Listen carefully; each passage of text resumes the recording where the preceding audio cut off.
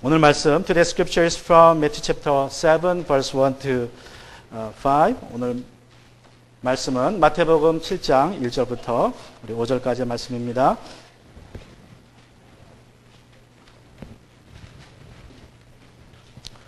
한 14, 15년 전에 우리 미국에서 있었던 일입니다. 오클라호마 주의 어느 교회에서 이제 한 여자 성도가 바람을 피웠는데 교회에서 이제 이 죄를 회개하지 않기에 징계를 했습니다. 그래서 교회에 나오지 못하게 했습니다. More than decades ago, a congregation of the Lord's Church in Oklahoma disfellowshipped a woman for immorality. 그러자 이제 이 여인이 교회를 상대로 소송을 걸었습니다. 그래서 이 이야기가 미국 전역에 이제 신문 방송으로 나왔는데 그 중에 하나 필 도나우, 여러분 잘 아시죠? 필 도나우라는 분이 이 쇼에서 이제 이 모든 소송 과정을 다 방송했다고 합니다. 그런데 이 쇼에서 도나우나 방청객들이 보여준 태도를 한 문장으로 하자면 비판을 받지 아니하려거든 비판하지 말라라는 그러한 분위기였습니다. And she filed a lawsuit against the church. The story made all nations media throughout the United States, and one of the shows to give the coverage, lawsuit coverage, was Phil Donahue show. And on that show, the attitude of Donahue and most of the audience could be summed up in these words: "Judge not, that you be not judged." In Matthew chapter 7, verse 1, Jesus says, 우리 마태복음 7장 1절에서 예수님께서 이렇게 말씀하십니다. 너희가 심판을 받지 아니하려거든 남을 심판하지 말아라. Judge not, that you be not judged. 이 말씀은 성경에서 잘못 이해되어지고 또 적용되어지는 말씀 중에 하나라고 할 수 있습니다. 오늘 설교 말씀을 통하여서 이 말씀을 우리가 제대로 이해하고 적용할 수 있게 되기를 바랍니다. Matthew chapter 7 verse 1, not that you be not judged. It's one of the most misunderstood and applied Bible verse in the New Testament. I want us to have it straightened out, get a right understanding and apply to our life. First of all, it doesn't mean to prohibit all judgment. 먼저 우리가 기억해야 될 것은 예수님은 모든 심판을 금하신 것은 아니라는 사실을 여러분 기억하셔야 됩니다. That's the first point. It doesn't mean to prohibit all judgment.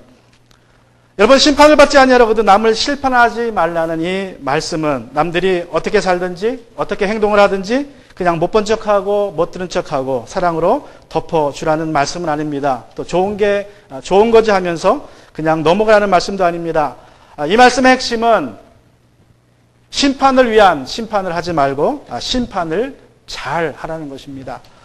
Now when he said, "Judge not, that you not be judged," Jesus didn't mean that you stay away from whatever matters, whatever others do, or that you just pretend as if you hear nothing, you see nothing, but overlook their wrongdoings. But what it meant is don't judge just for the sake of judge. 1 Corinthians chapter 5 verse 12 Paul says, 우리 고린도전서 5장 12절에서 바울이 이렇게 말씀하고 있습니다. 밖에 있는 사람들을 심판하는 것이 나에게 무슨 상관이 있습니까? 여러분이 심판해야 할 사람들은 안에 있는 사람들이 아닙니까? But what have I to do with judging outsiders? It is not those inside the church whom you are to judge. 여러분 밖에 있는 사람들이라는 것은 교회 밖에 있는 사람들을 말합니다. 즉 불신자들을 의미합니다. 여러분 불신자들이 어떻게 살든 간에 그들은 우리의 심판의 판단의 대상이 아닙니다. 우리가 심판해야 할 대상은 사도 바울이 말하기를 우리 믿는 자들이 바로 우리 교회 안에 있는 사람들을 심판해야 된다고 말씀하고 있습니다. Outsiders in this verse are the non-believers outside church. They are not the object of our judgment. What Paul says here, we believers are to judge believers within church. 당시 고린도 교회는 문제가 아주 많았던 교회입니다. 어떤 문제였습니까? At the time, the Corinthian church had lots of problems beyond imagination. What are they? Let's look at 1 Corinthians chapter 5 verse 1. 우리 고린도전서 5장 1절을 한번 보시기 바랍니다. This is one example of the problems. 한 가지 이제 문제 중에 하나라고 할 수 있습니다. 여러분 가운데 음행이 있다는 소문이 들립니다. 자기 아버지의 아내를 데리고 사는 일까지 있다고 하니 그러한 음행은 이방 사람들 가운데서도 볼 수 없는 것입니다.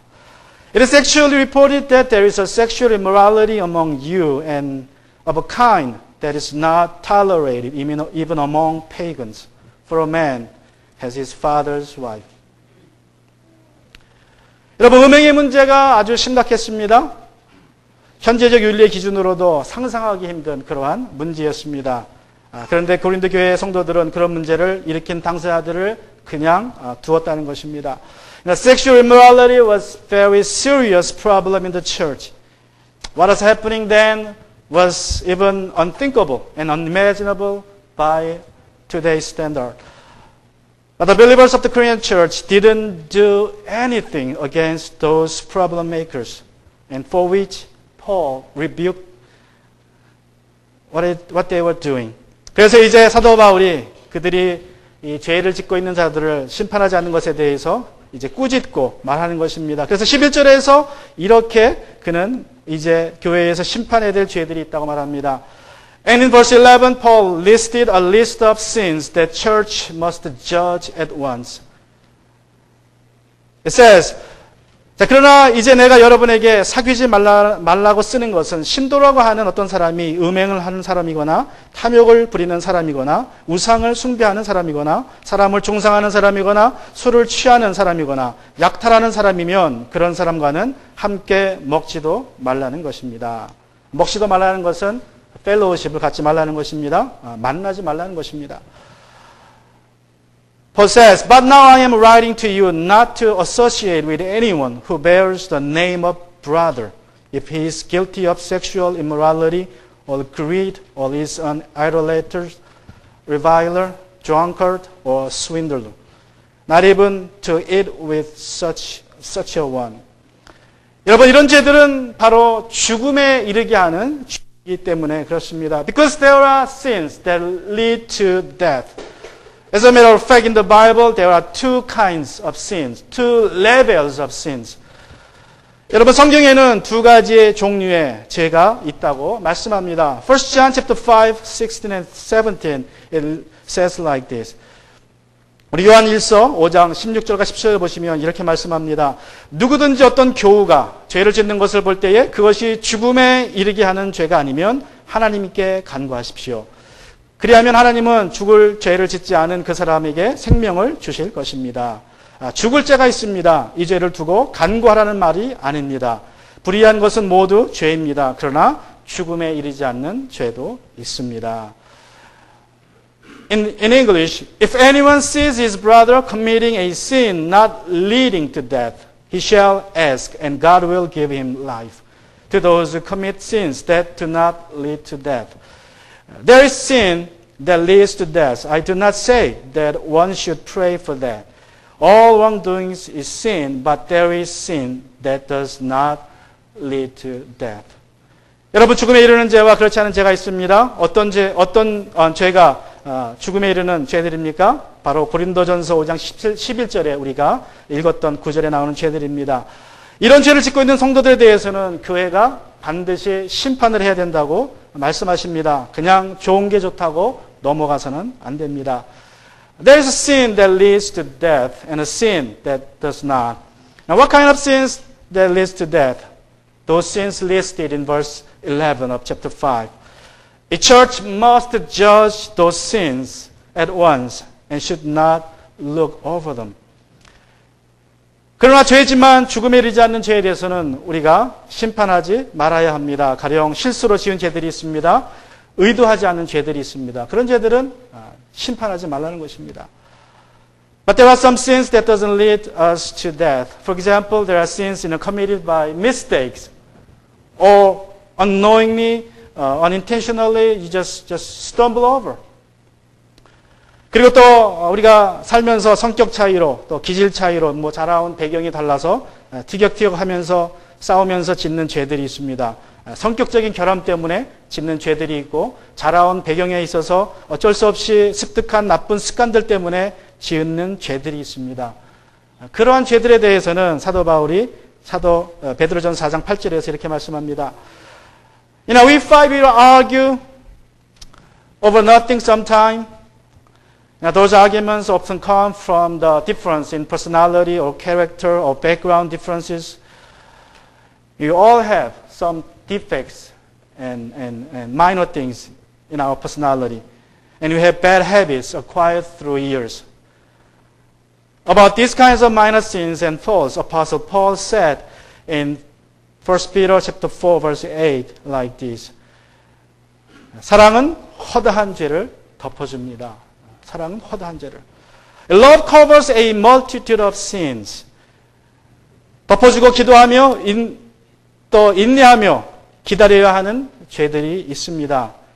그러나 또한 죽음에 이르게 하는 죄들은 지체 없이 심판해야 됩니다. 그렇지 않으면 온 공동체가 교회가 다 죽음에 이르기 때문입니다. There are sins that needs to be covered by love and waited out in prayer. However, we must judge that one sin lead to death. Otherwise, they will spoil the whole batch, the whole community of the church. And secondly, Jesus says we are to judge in a biblical way.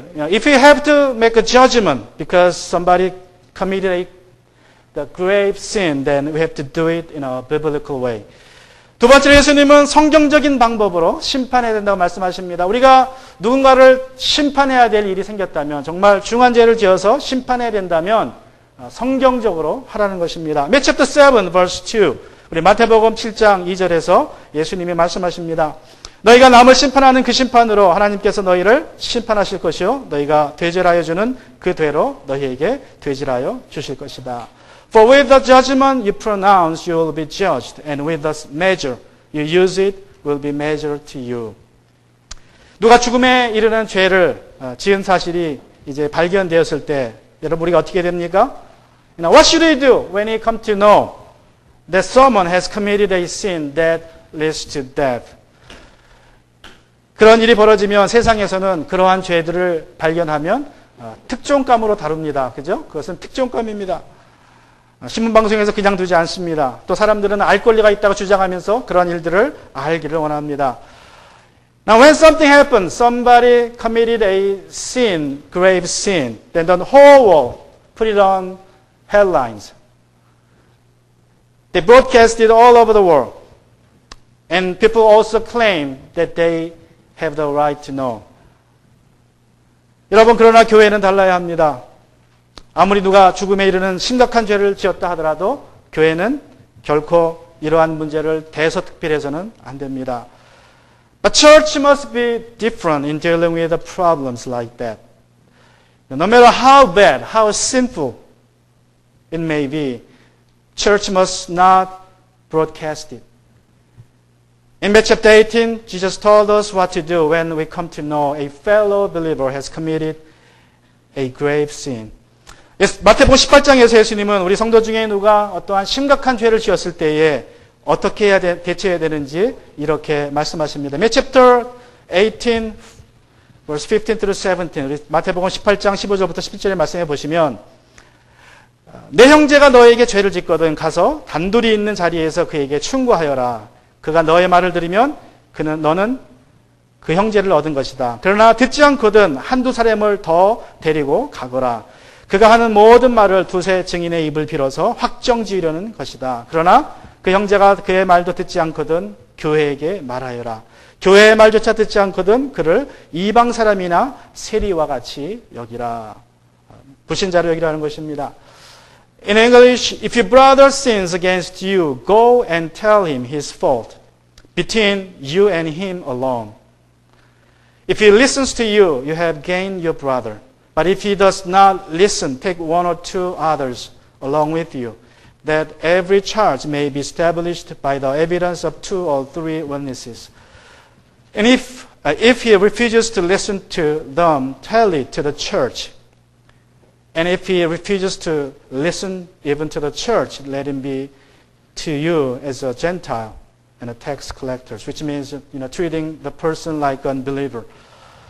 죄를 알게 된 당사자가 먼저 그 죄를 지은 사람을 1대1로 찾아가는 것입니다. 비밀리에 찾아가서 회개를 촉구해야 된다는 것입니다. 그 당사자가 회개하면 그는 용서를 받습니다. 그러나 이 일은 둘의 비밀로 남아야 한다는 것입니다.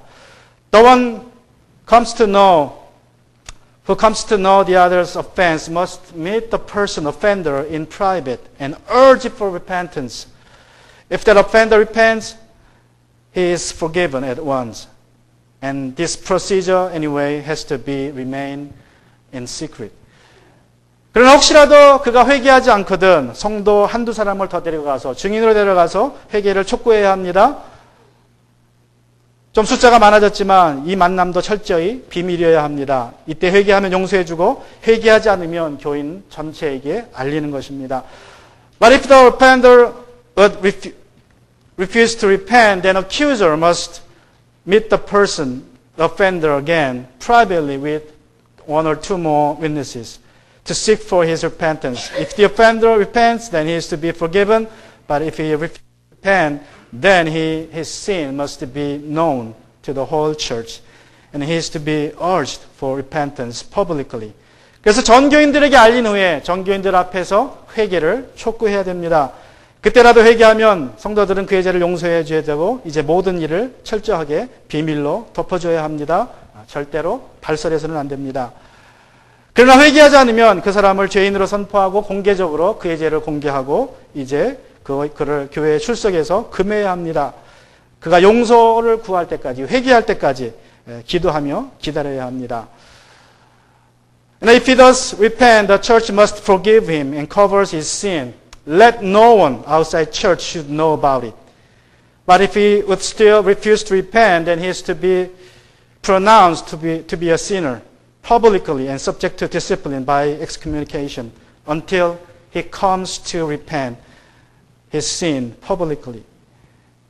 And until then, the church has to wait for him with prayers for his return. 예수님께서는 믿는 자들에게 죄인을 심판할 권리와 의무를 주셨습니다. 문제는 방법입니다. 여러분, 우리가 철저하게 성경적인 방법을 따라서 심판해야 됩니다. Jesus has given us, believer, not only a right, but also a duty to judge sinners. What matters is the procedure. We must follow a biblical way and the principle in judging others.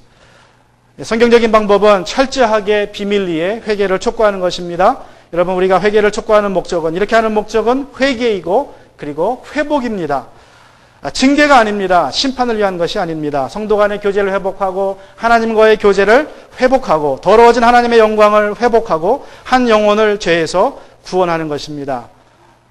A biblical way of judging is urging repentance in secret, and the purpose of it, reconciliation.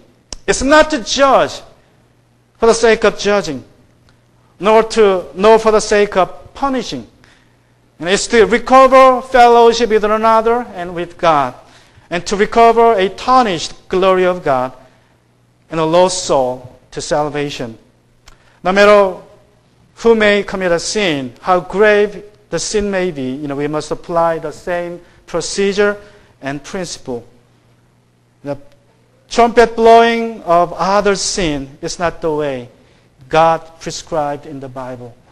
여러분, 우리가 누가 어떠한 죄를 짓더라도 그 죄에 대해서 성경적인 원리와 방법을 가지고 심판해야 됩니다. 그렇지 않고 죄를 소문내고 떠들고 다니는 것은 하나님의 방법이 아닙니다.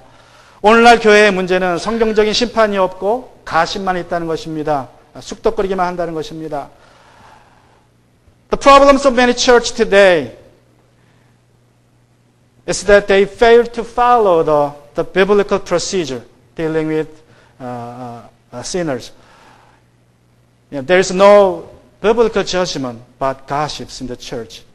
제가 몇 년 전에 어떠한 여자분을 만났습니다. 미국 여자분인데 물어봤어요. 교회 다니냐 그랬더니 전에는 다녔는데 지금은 안 다닌다 그래요. 왜 그러냐 그랬더니 교회 가면 말이 너무 많아가지고 가기 싫다 그래요. 말이 너무 많다. A few years ago I met a woman, lady, and I asked if she was a Christian, and she said yes. And she said, I used to go to church, but not anymore. I asked why. She replied, so much talks in church. That's why I don't like to go. 여러분, 교회에서뿐만 아니라 직장에서도 그리스도인들은 절대로 말이 많다는 말을 들어서는 안 됩니다. 또 너무 비판적이다는 말을 들어서도 안 됩니다.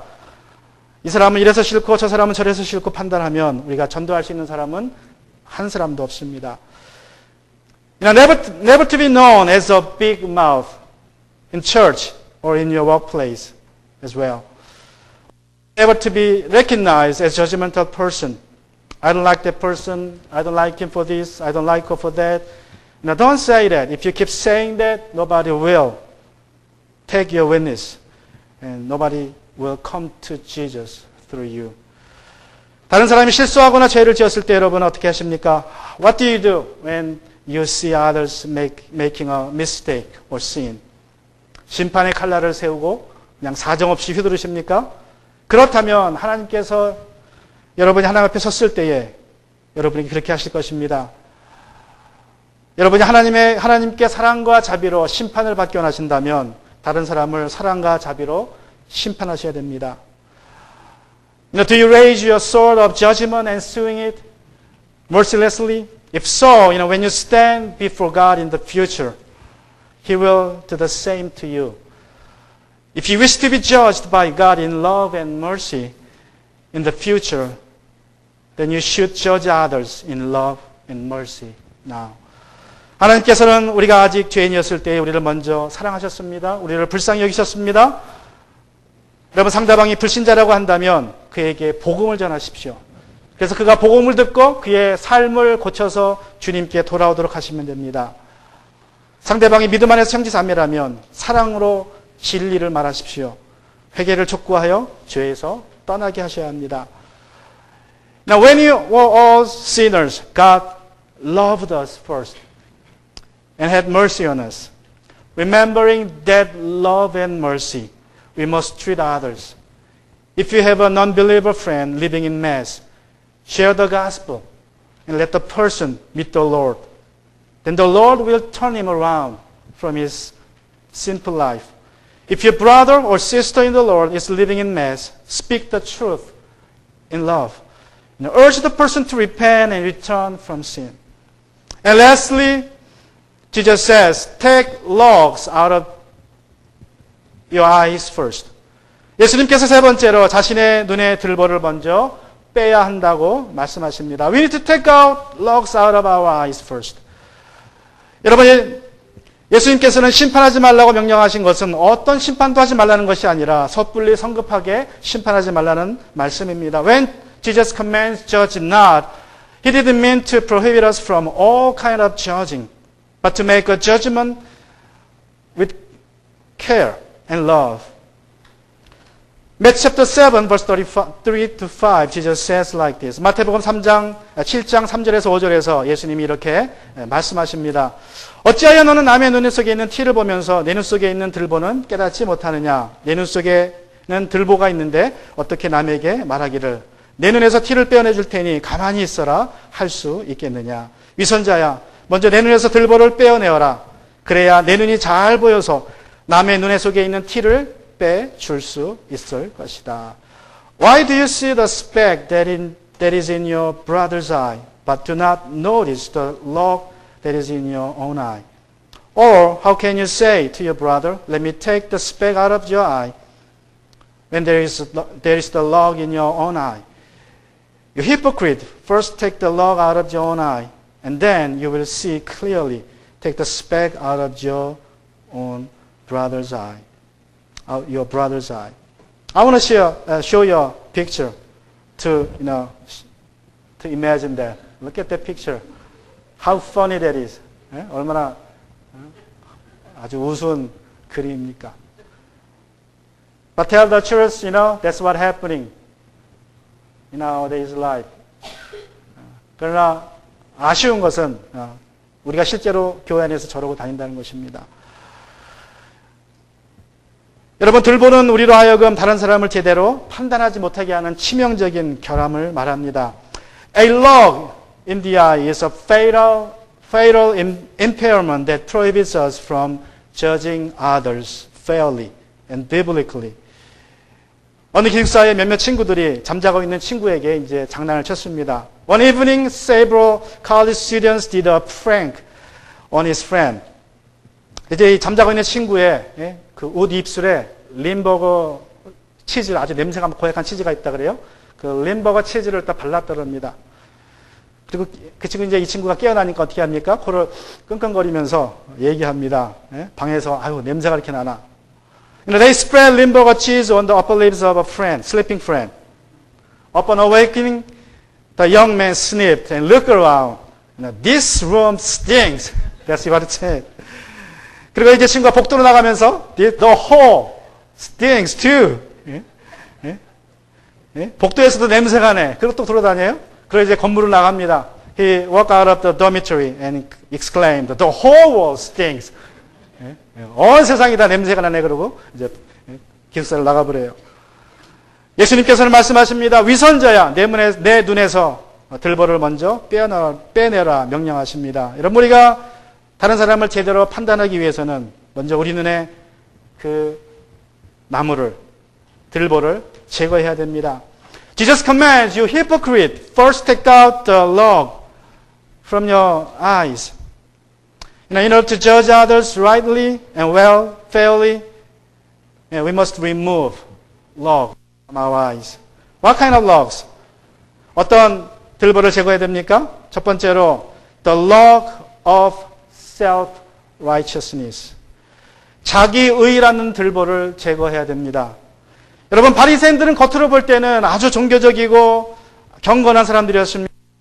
받을 만한 사람이었습니다. Pharisees looked very religious, pious, respectable. 여러분, 이들은 하루에 3번 기도했습니다. 매일 성경을 읽고 묵상했습니다. 그리고 매주 구제를 했습니다. 일주일에 2번 금식을 했습니다. 얼마나 경건합니까? They prayed 3 times a day. They read the Bible and study the Bible every day, every moment of their life. They gave almsgiving every week. They even fasted twice a week. 그런데 바리새인들은 이런 자신들의 행위를 자랑했습니다. 그리고 자기의 의로 여겼습니다. 자기들이 항상 생각했습니다. 이들은 하나님의 사랑과 자비의 근거에서 다른 사람들을 심판하기보다는 자기들의 의에 근거해서 다른 사람들을 무자비하게 심판했습니다. 그것이 바리새인들의 치명적인 결함이었다는 것입니다. They were proud of themselves, what they are doing. And they regard themselves righteous. They thought they were always in the right. And so they would judge people not based on God's mercy and love, but based on their own righteousness. And they did it mercilessly. They liked to call people you sinners all the time. 그래서 이 바리새인들은 사람들을 볼 때마다 죄인들아라고 외쳤습니다. 여러분, 많은 경우에 우리가 다른 사람 심판할 때 어떻게 심판합니까? 왜 심판합니까? 심판하면서 느끼는 쾌감이 무엇입니까? 내가 당신보다 낫지. 당신이 그렇게 하는 거 보면, 그죠? 그게 우리가 심판하는 그러한 이유 중에 하나입니다. Most of the times when we judge others, we put on an attitude of superiority, thinking that I am better than you. You doing such a mistake, foolish mistake, and I never done that. So I'm better than you. Yeah, we judge others in an attempt to put them down and putting us up. Secondly, we must take out the log of strength. The things we do well. 두 번째로 우리는 우리 자신의 장점이라는 들보를 제거해야 됩니다. 하나님께서 우리에게 주신 장점, 탤런트, 재능들이 있습니다. 각각 사람마다 다른데 우리는 그러한 것 가지고, 내가 잘하는 것 가지고 우리는 사람들을 평가하기를 좋아합니다. We all have God-given talents, strengths, and abilities. Different abilities, different talents. We tend to sadly to judge others by them. 보통 부지런한 사람들은 사람들이 게으르다고 쉽게 판단합니다. 교회에서 사역을 많이 하는 사람들은 그렇지 않은 사람들을 쉽게 판단합니다. 헌금을 많이 하는 사람들은 헌금을 많이 하지 않는 사람들을 판단합니다. 사람들은 자신이 잘하고 열심히 하는 것 가지고 판단을 합니다. 왜 그렇습니까? 그래야 나는 판단받지 않으니까. 내 기준에 의해서. 그렇죠? Usually diligent people judge others for not being diligent like them. Those who spend a lot of time in church judge others, those who don't. Those who give much judge others for not giving much. People tend to judge others by what they are good at, so that they could be excluded in that judgment. And thirdly, we need to take out the log of prejudice. 세 번째로 우리가 제거해야 될 들보는 편견이라는 그러한 들보입니다. 미국 남부 지방에 아주 만연한 게으름에 대한 기사를 쓰고자 한 기사가 있었습니다.